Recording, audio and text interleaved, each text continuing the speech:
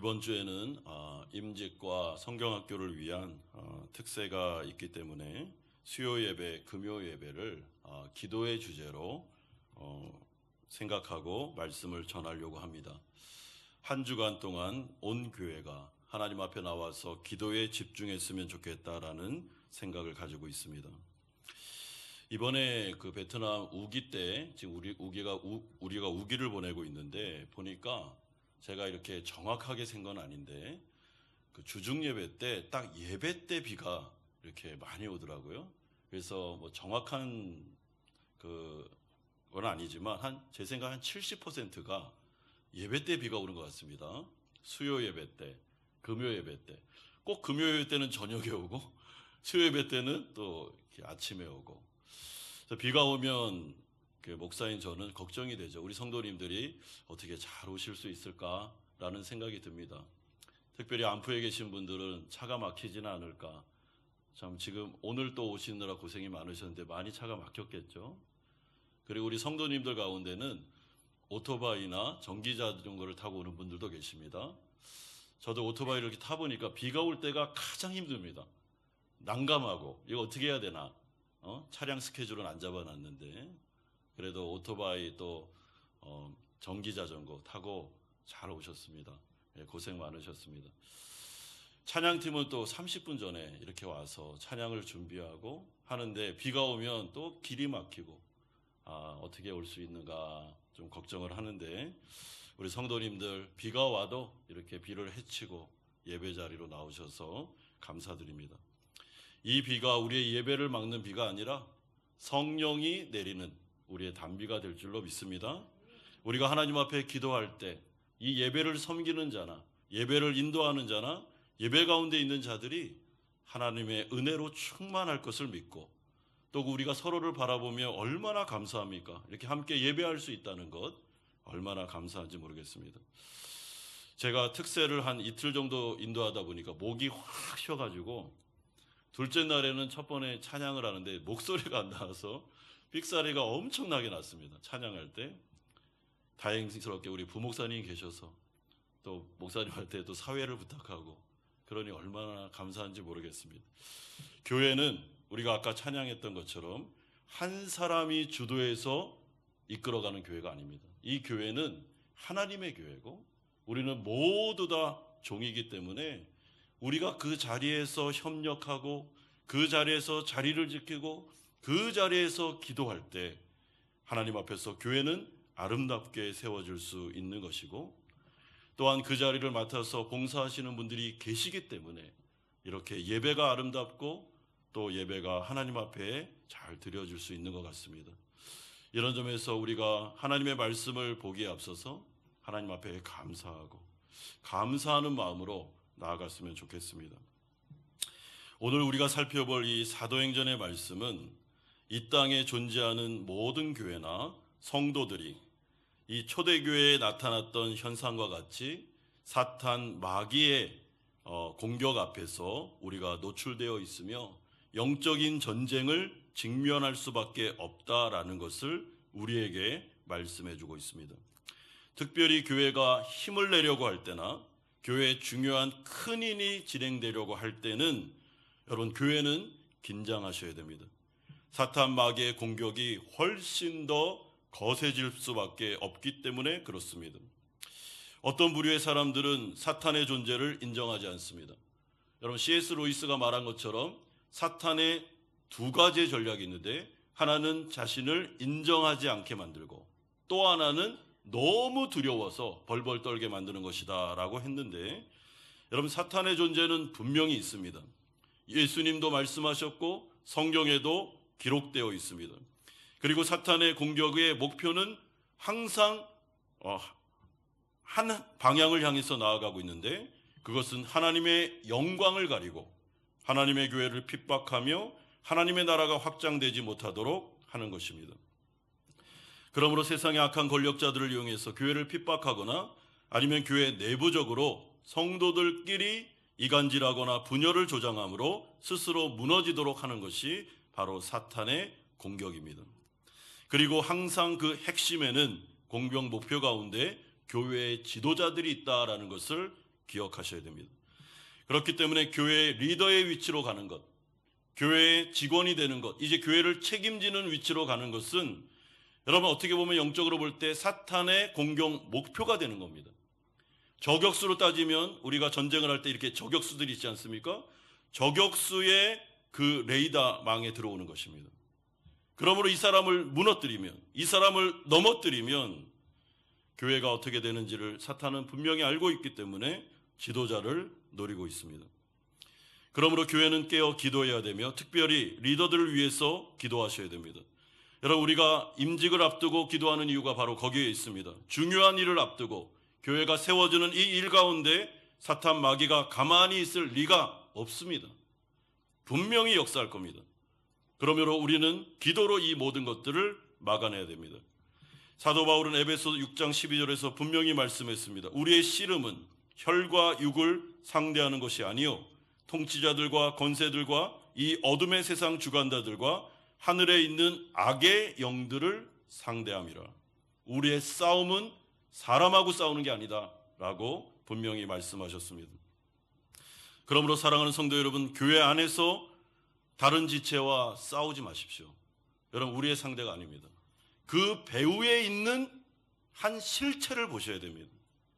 그 배후에서 역사하는, 그 배후에서 이간질하는 세력을 보셔야 되는 것입니다. 이런 점에서 오늘 이 말씀을 통해서 초대교회가 사탄의 이 공격 앞에서, 이 영적인 세력 앞에서 어떻게 이 공격을 막아내고 하나님의 역사를 이루었는지 오늘 우리는 그것을 살펴보려고 하고 있습니다. 첫 번째로 우리가 살펴볼 주제는 영적인 전쟁이 심화되고 격화되는 모습이 1절에서 4절에 나타나고 있습니다. 오늘 보면 1절에 보면 그때라는 말로 시작하는데 이때가 언제입니까?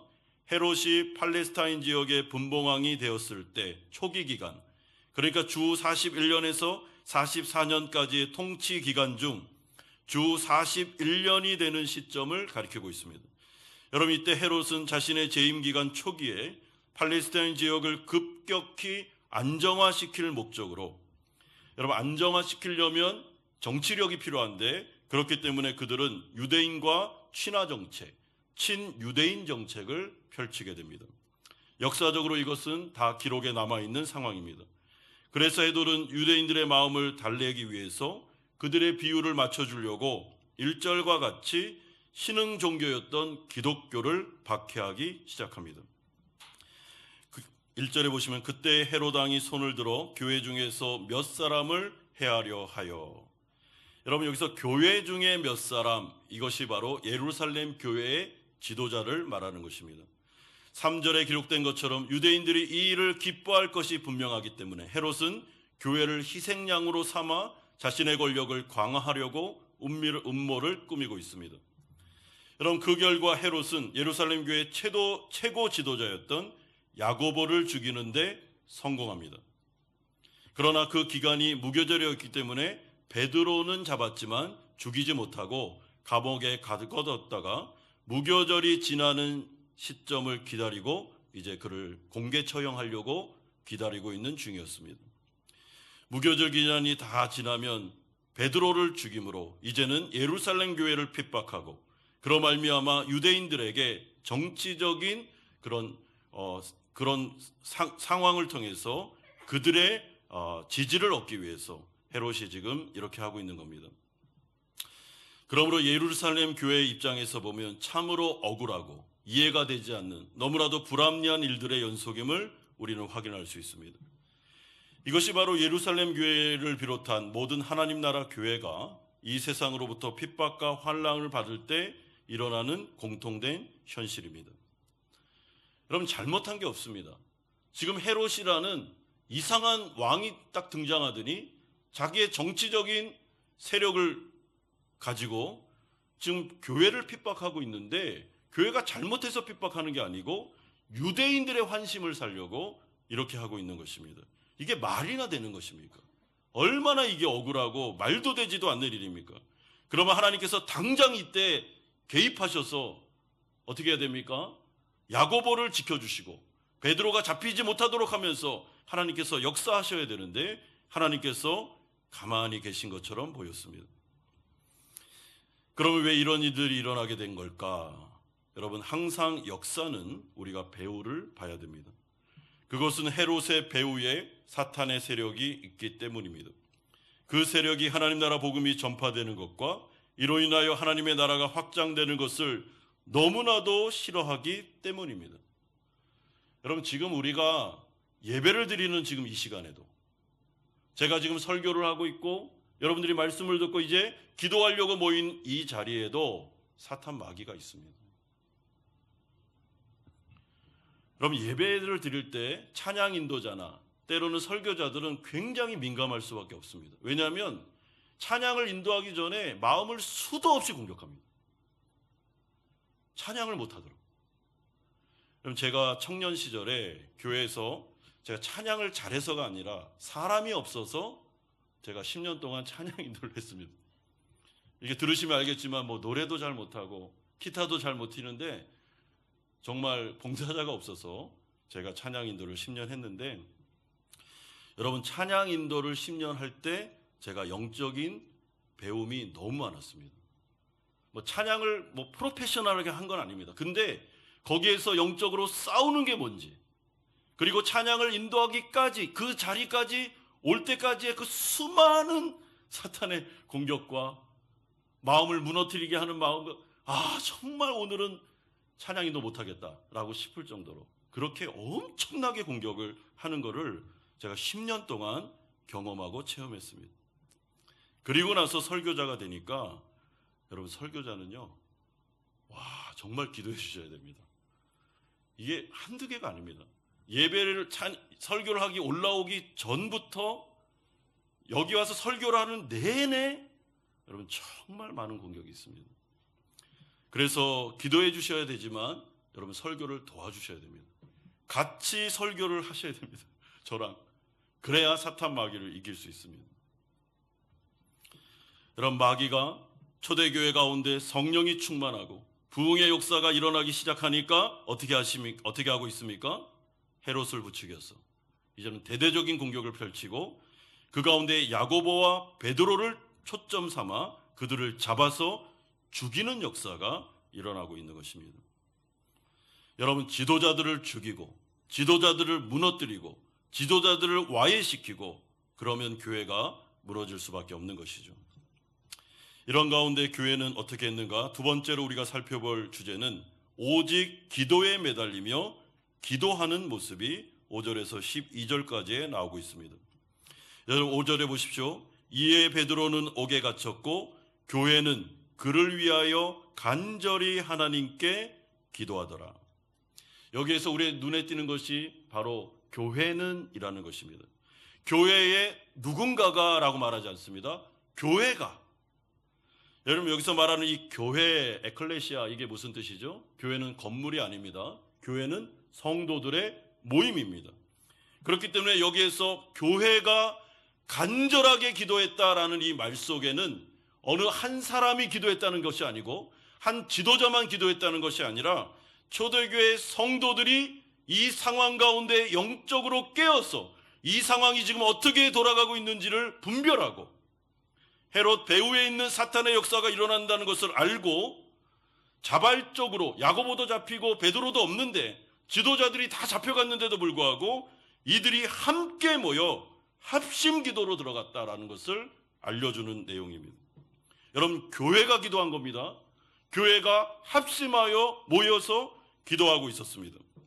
또한 간절히 기도했다라는 이 헬라어 단어는 예수님께서 겟세마네 동산에서 땀이 핏방울이 될 정도로 자신의 모든 것들을 다 쥐어짜면서 하나님 앞에 간절하게 기도했던 그 단어와 똑같은 단어입니다. 그러니까 굉장히 간절하게 하나님, 우리 교회를 지켜주십시오. 초대 가운데 함께 해주십시오. 이 헤롯의 세력을 우리가 당할 수 없습니다. 하나님, 야고보가 죽었습니다. 베드로가 잡혀갔습니다. 우리의 지도자들이 다 어려움을 겪고 있습니다. 주님 도와주십시오 하면서 간절하게 기도했는데 오로지 기도에 힘쓰고 있습니다. 이러한 합심 기도는 12절과 같이 베드로가 옥에 갇혀 있는 기간 내내 이어졌습니다. 여러 사람이 거기에 모여 기도하고 있더라. 여러 사람이, 초대교회 모든 성도가 그 자리에 모여 기도에 전념하고 있었다. 여러분, 그러므로 교회는 뭘 했습니까? 기도했습니다. 베드로의 안전과 석방을 위해, 그리고 교회의 안전과 복음 증거 사역을 위해 기도했을 것이 분명합니다. 이처럼 이 세상의 권력자들에 비해 군사적으로 정치적으로 너무나도 연약한 교회가 베드로를 위해 할 수 있는 일이라고는 기도밖에 없었던 것입니다. 기도밖에 없었습니다. 뭐 힘이 있어야 싸우기나 하죠. 권력과 능력이 있어야 이들과 한번 맞붙어 보기나 하죠. 어찌 보면 지금 교회가 아주 무기력하게 기도하는 것밖에 할 수 없었다라고 말씀하는 것과 같습니다. 여러분, 하지만 기도하는 것 외에 이들이 할 수 없었다라는 것은 이들의 무기력함을 강조하는 표현이 아니라 하나님의 능력을 강조하는 표현이고 이들의 믿음을 강조하는 표현입니다. 여러분, 이들은 기도가 뭔지를 알았습니다. 초대교회 성도들은 적어도 지금과 같이 우리와 같이 성경 신학이 발달하고 신학이 발달하고 수많은 말씀들이 난무하고 그리고 우리 가운데 홍수가 나듯이 말씀이 막 쏟아지는 지금 이 세대를 살아가는 우리에 비해서 하나님의 말씀을 깨닫고 알아가는 면에서 어떻게 보면 부족할 수 있지만 그들은 기도가 뭔지를 알았습니다. 여러분, 기도라는 것은 결코 무기력한 것이 아니며 기도는 하나님 앞에서 주님의 능력을 끌어올 수 있는 강력한 무기라는 것을 그들은 알고 있었습니다. 그래서 예루살렘 교회는 합심하여 간절하게 기도하는 동안 하나님께서 일하실 것을 믿으면서 나아갔던 것입니다. 그 가운데 하나님께서 이들의 기도를 들으시고 응답하십니다. 6절에서 12절을 감싸는 설명이 나오는데 예루살렘 교회가 기도하는 중에 하나님께서 천사를 보내서 베드로를 구출하는 장면이 나오고 있습니다. 따라서 하나님은 기도 응답으로 베드로를 위하여 예루살렘 교회를 위해서 일하고 계셨습니다. 그들이 기도를 시작할 즈음에 기도가 진행되고 있는 그 순간에 하나님은 자신의 역사를, 기적의 역사를 일으키셨습니다. 그러므로 이러한 과정을 잘 살펴보면 천사가 베드로를 아주 섬세하게 인도하여 구원해내는 것을 볼 때 여러분, 초대교회 성도들의 기도가 정확하게 구체적으로 응답되고 있구나라는 것을 알게 됩니다. 베드로는 지금 자신을 위해서 교회가 기도하는지를 모르고 있습니다. 그는 감옥에 갇혀 있었습니다. 그러나 쇠사슬이 풀려지고 감옥으로부터 그가 구출되는 장면을 보면서 베드로는 지금 자신에게 무슨 일이 벌어지고 있는지를 잘 모르고 있습니다. 심지어 비몽사몽간에 이게 꿈이야 생시야인 것을 분간도 못하고 있습니다. 왜냐하면 이것은 너무나도 놀라운 하나님의 구원의 기적의 역사였기 때문입니다. 그래서 베드로는 11절과 같이 이렇게 고백합니다. 내가 이제야 참으로 주께서 그의 천사를 보내어 나를 헤롯의 손과 유대 백성의 모든 기대에서 벗어나게 하신 줄을 알겠노라. 내가 이제야 알겠노라. 그런 후에 베드로가 그 즉시 마가의 어머니 마리아의 집으로 달려갑니다. 이들에게 자신의 풀려남과 하나님의 기적을 알려준 다음에 다른 지역으로 몸을 피하고 있습니다. 따라서 우리는 바로 이 지점에서 기도의 중요성과 기도의 능력을 재확인하게 됩니다. 기도는 결코 교회와 성도들이 행할 수 있는 매우 소극적인 그 무엇이 아닙니다. 오히려 매우 적극적이며 하늘의 능력을 끌어올 수 있는 수단입니다. 특별히 교회가 합심하여 기도할 때 사탄 마귀의 발목이 묶이면서 하나님의 역사가 나타날 수 있습니다. 여러분, 그러므로 기도하는 그 순간 하나님은 움직이십니다. 만약에 이 기도가 정말 주님을 의지하여 간절하게 기도하는 그 기도라면 우리가 생각하지 않는 그곳에서 하나님은 역사하십니다. 그러므로 내가 뭔가를 하기 전에, 내가 뭔가를 내 힘과 능력으로 그 문제를 수습하기 전에 먼저 지혜로운 사람은, 믿음이 있는 사람은 하나님께 나와 기도하는 자리로 갑니다. 굉장히 적극적인 행동이고 자세고 태도가 되는 것입니다. 사랑하는 성도 여러분, 우리가 오늘 수요 예배 가운데 함께 모여 말씀을 듣고 기도하기를 소망합니다. 이 기도하는 가운데 하나님께서 우리의 기도를 들으실 겁니다. 그리고 누가 역사하십니까? 하나님께서 움직이실 것입니다. 하나님께서 사랑하는 우리 자녀를 만날 겁니다. 하나님께서 이 가운데 하나님의 은총을 내려주실 줄로 믿습니다. 우리가 주일 예배 때 살펴본 것처럼 하나님은 이미 다니엘이 회개하고 기도하기로 결심하는 바로 그 순간, 바로 그때부터 기도 응답을 주셨습니다. 따라서 성도들이 합심 기도는 요한계시록의 말씀처럼 금대접에 담긴 아름다운 향기가 되어 하늘 볼자로 올라가게 됩니다. 여러분, 제가 금요일마다 요한계시록을 하면서 제 마음속에 정말 너무나도 은혜롭게 다가온 구절입니다. 장면입니다. 성도들이 합심하여 기도할 때 금대접이 와서 그들의 기도가 아름다운 향이 되어서 그것도 금대접에 딱 담겨서 하나님의 보좌 앞으로 올라가는 장면이 요한계시록을 설교한 다음부터 기도하는 내내 그 장면이 연상이 됩니다. 여러분, 여기 앉아있는 여러분들의 기도가 아름다운 금대접에 담겨서 지금 하늘 보좌로 올라가는 것입니다. 하나님의 뜻이 하늘에서는 이루어졌습니다. 하나님의 통치가 완벽하게 이루어졌고 사탄 마귀는 하늘에서 떨어졌습니다.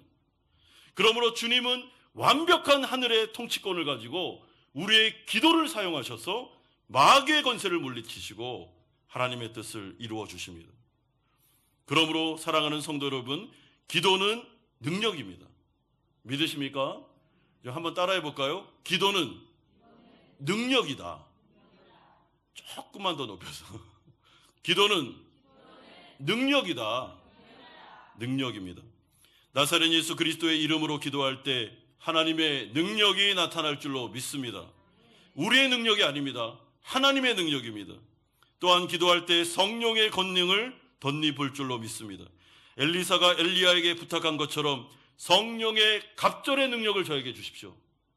당신에게 일어났던 성령의 능력 그 정도가 안 됩니다. 제가 살아갈 시대는 더 악하고 더 사탄의 세력이 강력할 겁니다. 당신의 성령의 능력에 갑절을 주십시오. 하나님께서 응답하셨습니다. 여러분, 우리 다음 세대가 살아갈, 우리 아이들이 살아갈 시대는 우리가 살아갈 시대와 비교가 안 되는 말세, 훨씬 더 악하고 훨씬 더 음란하며 훨씬 더 어려운 시대가 될 겁니다. 그러면 그들에게는 성령의 갑절의 은혜가 필요한데 여러분, 이걸 위하여 기도하는 자들이 있을까요? 지난주에 지지난주군요. 우리 목요일 날 지난주입니다. 우리 이은하 목사님이 신학교회를 위해서 기도하자. 엘리사와 엘리야 이 큐티를 가지고 이 시대의 신학교를 위해서 기도하자라고 기도 제목을 내놨는데 제가 우리 교회 온 이후로 처음 기도한 것 같습니다. 신학교를 위해서는. 그래서 저도 깜짝 놀랐습니다. 야, 저런 기도를 내놓는구나. 근데 기도하는 가운데 제가 얼마나 마음이 간절해지든지. 왜냐하면 지금 신학교의 상황을 알거든요. 여러분, 제가 입학할 때만 해도 경쟁률이 4대 5대 1 정도 됐습니다. 근데 지금은 미달입니다. 신학교 안 옵니다. 왜냐하면 굳이 신학교에 갈 필요가 없잖아요. 그렇게 고생할 이유가 어디 있습니까? 신학교에 가서 전도사로 가면 지금 100만 원도 못 받는데 그렇게 고생할 세대가 아니라고 생각하는 것이죠. 여러분, 신학교가 미달인 정도가 아니고 이제는 어떻습니까? 아골골자 빈들에도 주님 보내시면 간다라는 구호가 무색해졌습니다. 아골골짝 빈들은 고사하고 그럼 우리나라 안에 지방에도 안 갑니다. 대구만 해도 안 간대요. 이제는. 제가 있었던 여수에서는 전도사들이 없어서 교회마다 교육자가 없답니다. 어디에만 있습니까? 수도 서울에만 있습니다. 여러분, 기도하셔야 됩니다. 정말 눈물로 기도하셔야 됩니다. 지금 시대가 보통 시대가 아닙니다. 여러분, 제가 후배들을 지금 욕하고 그러려고 하는 게 아닙니다. 시대를 말씀드리는 겁니다. 교회가 합심하여 기도할 때 하나님께서 우리의 기도 가운데 응답해 주실 줄로 믿습니다. 기도밖에 없습니다. 우리에게 능력이 있습니까? 우리에게 뭐가 있습니까? 기도밖에 없습니다. 사탄 마귀를 우리가 어떻게 이깁니까? 기도밖에 없습니다. 여러분, 기도하면 하나님이 들으십니다. 그리고 하나님께서 역사하십니다. 우리가 생각하는 이상으로 하나님께서 역사해 주실 줄 믿습니다. 기도하면 우리의 후배들 가운데 엘리야가 그리고 엘리사와 같은 능력의 종들이 나타날 줄로 믿습니다. 이런 한국교회 안에 정말 능력의 설교자들이 나와야 됩니다. 오카노 목사님, 그 세대에 있었던 강력한 설교자들, 여러분 우리 시대만 해도 제 때만 해도 그렇게 강력한 설교자들이 별로 없어요. 우리 다음 세대를 보면 더 마음이 아픕니다.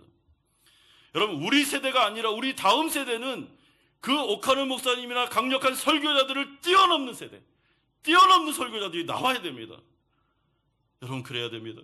이 베트남 땅에도 정말 그런 목회자, 엘리사와 엘리야와 같은 능력의 종들이 나와야 될 줄로 믿습니다. 그러기 위해서 우리가 해야 될 일은 기도죠. 하나님 앞에 밤낮 부르짖는 것입니다. 하나님 불쌍히 여겨 주십시오. 긍휼을 베풀어 주시옵소서. 하나님의 교회를 하나님께서 살려주시옵소서. 여러분 이런 가운데 세 번째로 기도자들의 반응이 13절에서 19절까지에 나오고 있습니다. 우리가 오늘 이 기도에 대한 주제를 살펴보고 있는데 좀 재밌는 장면이 하나 나오고 있습니다. 그것은 마가레 다락방에서 베드로를 위해 기도하는 성도들이 베드로가 지금 문 밖에 있다라는 여자의 말을 들은 이후에 그 말을 곧이곧대로 믿지 않는 모습이 나타나고 있습니다. 여러분 이들은 분명히 믿음을 가지고 기도했을 겁니다. 한 자리에 모여 있습니다. 베드로의 석방과 그리고 하나님 나라의 영광을 위해서, 복음 증거를 위해서 그들은 기도에는 없다, 성령이 우리를 붙잡아 주셔야 된다라고 생각하고 그들은 합심하여 기도하고 있었습니다.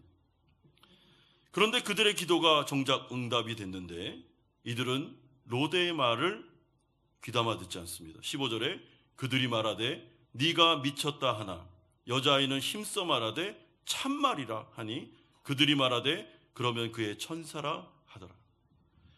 여러분 이 장면을 한번 생각해 보십시오. 우리가 지금 합심해서 뭔가를 위해서 기도했습니다. 그런데 누가 저기 문을 열고 딱 들어왔습니다. 그러더니 저에게 와서 목사님 우리의 기도가 지금 응답됐습니다. 딱 그랬습니다. 그랬더니 미쳤구나. 너 미쳤냐? 아니 기도가 이렇게 빨리 응답되니? 그랬더니 그 소식을 전해온 사람이 저한테 참말입니다. 진짜 일어난 겁니다. 미쳤네. 완전히 미쳤네. 이런 대화가 지금 오고 가는 것입니다. 그러면 이들은 왜 로데라는 여자의 말을 곧이곧대로 믿으려고 하지 않았을까요? 여러분 제 생각에 첫 번째 이유는 이들이 베드로를 위해 간절히 기도는 했지만 이들의 마음속에는 현실적인 상황을 먼저 고려했기 때문이라고 생각합니다. 그러니까 베드로의 석방이 이렇게 빨리? 그거는 불가능하지 않겠는가라는 생각이 있었겠죠. 그리고 이러한 생각은 야고보 사도의 순교와도 깊이 연관되었을 거라고 저는 생각합니다. 다시 말해 야고보도 죽었는데 이러한 상황이라면 베드로도 죽을 수밖에 없지 않겠는가? 우리가 기도해도 베드로는 죽지 않을까라는 그 마음속에 믿음도 있었지만 의심의 마음도 있는 것입니다. 그래서 이들은 불안했습니다. 그럼에도 불구하고 하나님은 이들의 기도 자체에 응답하십니다. 또한 이들이 이렇게 생각한 두 번째 이유는 제 생각에 이들이 베드로의 기적적인 석방을 믿지 못한 이유는 이들의 기도가 너무나도 자신들이 생각했던 것보다 빨리 응답되었기 때문입니다. 자신들이 원했던 시간대에 응답된 것이 아니라 이렇게도 빨리 응답될 수 있을까라는 생각이죠. 하지만 이러한 상황을 바라보는 로데라는 어린아이의 신앙은 어떻습니까? 이들과는 전혀 달랐습니다. 왜냐하면 로데라는 아이는 베드로의 석방을 조금도 의심하지 않은 채 너무나도 기뻐하면서 이 소식을 성도들에게 알리기 위해 집으로 달려왔기 때문입니다.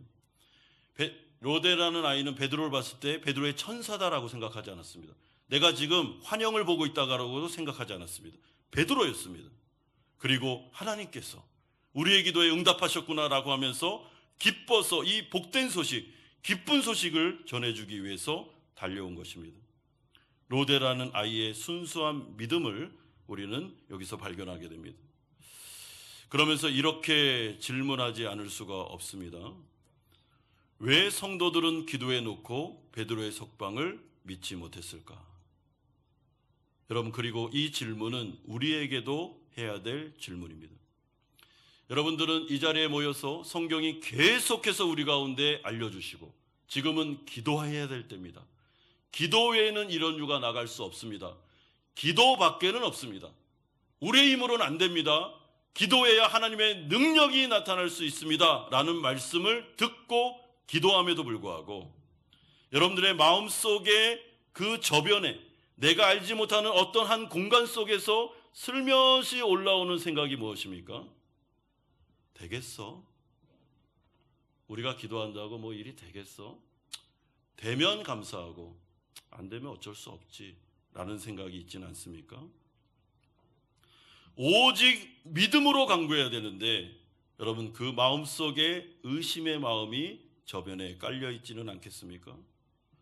내가 누군가를 위해서 기도할 때, 사랑하는 성도의 고난을 위해서 기도할 때, 저 성도만 바라보면, 저 가정만 바라보면 고난이 겹쳐서 오고 있는데 정말 내가 생각해도 이거는 인간의 힘으로는 절대로 회복할 수 없는 상황인데 내가 기도한들 되겠어? 라는 마음이 우리에게는 없느냐는 것입니다. 여러분, 정말 기도를 믿으십니까? 내가 이 형제를 위해서 기도하면, 이 가정을 위해서 기도하면 회복의 역사가 나타날 줄로 믿으십니까? 아니면 하나님도 안 돼, 저 가정은 하나님도 못해, 그냥 기도할 뿐이지 라고 생각하지는 않으십니까? 사랑하는 성도 여러분, 그러나 하나님께서는 기적의 역사를 일으켜 주실 줄 믿습니다. 그리고 우리의 기도를 들으십니다. 우리의 간구를 들으십니다. 예배 가운데 눈물로 기도하는 대표 기도를 들으십니다. 그리고 역사하십니다.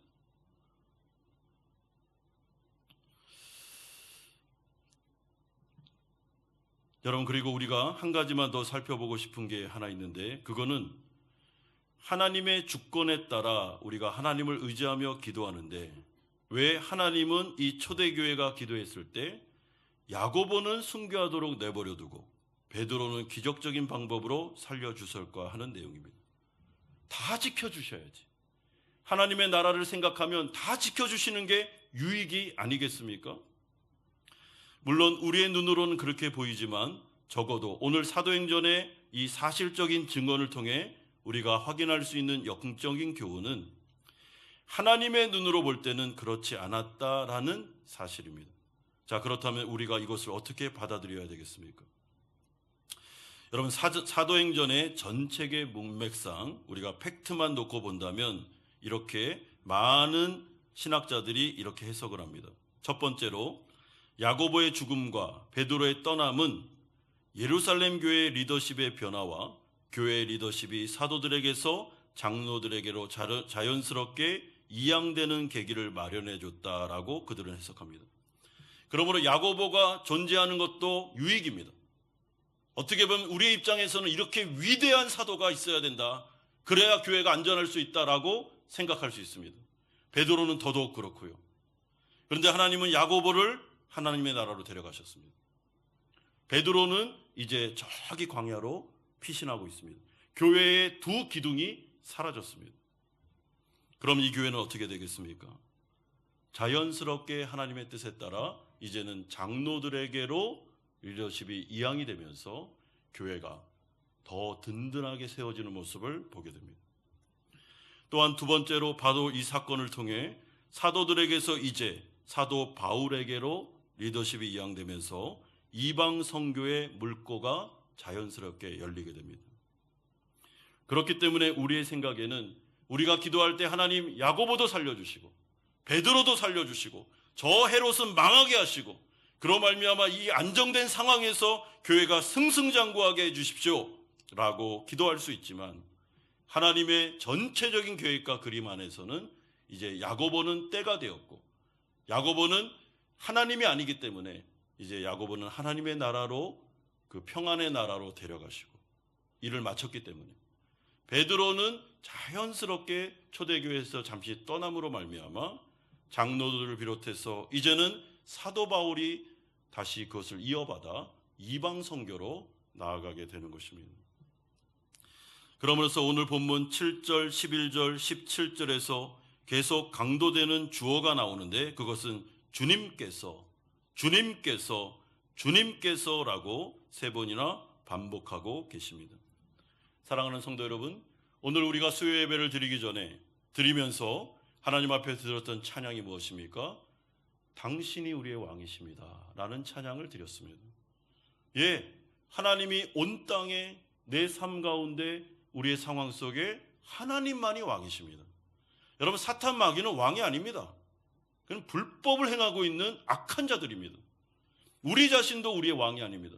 여러분, 이 교회도 우리가 왕이 아닙니다. 하나님의 교회의 유일한 왕은 하나님이십니다. 믿으시죠? 하나님이 유일한 왕이시고 역사의 주관자 되십니다. 그러므로 그분께서 당신의 계획하에 당신의 섭리 아래서 하나님께서는 악의 세력까지 이용하시면서 모든 것들이 하나님 앞에서 완벽한 선으로 나아갈 수 있도록 인도하십니다. 야고보의 시대는 끝났습니다. 야고보는 자신이 해야 될 일을 다 마쳤습니다. 이제 하나님의 나라에서 안식을 누리고 있습니다. 그리고 그 가운데 이제 사도 바울이 등장합니다. 그리고 예루살렘을 넘어 이제는 하나님의 복음이 이방인들에게로 퍼져나가는 역사가 나타나게 됩니다.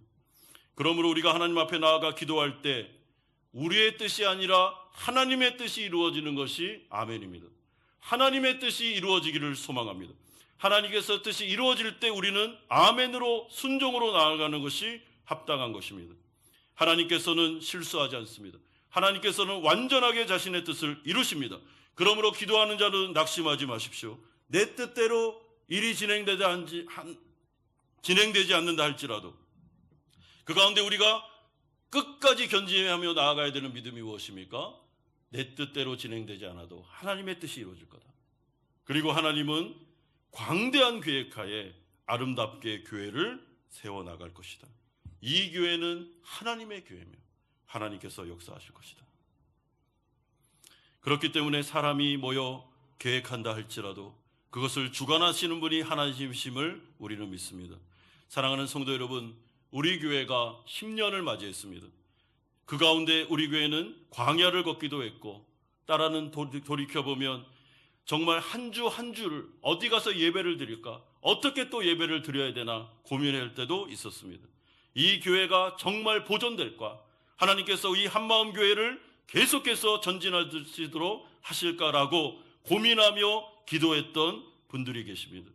재정이 바닥이 나고 정말 이러다가 교회가 어떻게 되는 것 아니야 라는 고민 속에 운영위원들이 얼마나 많이 애타면서 간절히 기도했는지 모릅니다.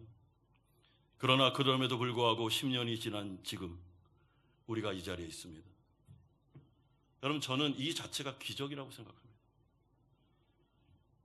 이 스카이에 일어난 이 예배당 이 자체가 기적입니다.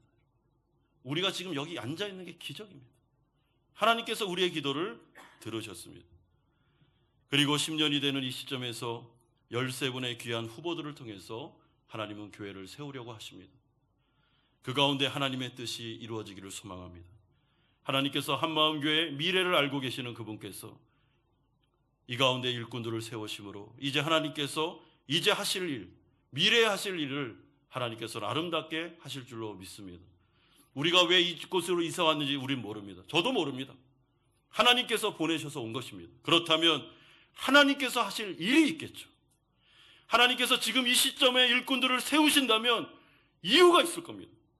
우리는 그것을 위해서 붙잡고 기도하는 것이고 기도로 사탄 마귀의 역사는 막는 것입니다. 그럴 때 하나님께서 우리 한마음교회를 통해 아름다운 하나님의 역사를 이루시며 또한 이 땅 가운데 있는 모든 교회를 통해서 하나님의 역사를 이루어 주실 줄로 믿습니다. 이 믿음을 가지고 오늘 기도함으로 응답받는 성도님들 되시기를 주 예수 그리스도의 이름으로 축원드립니다.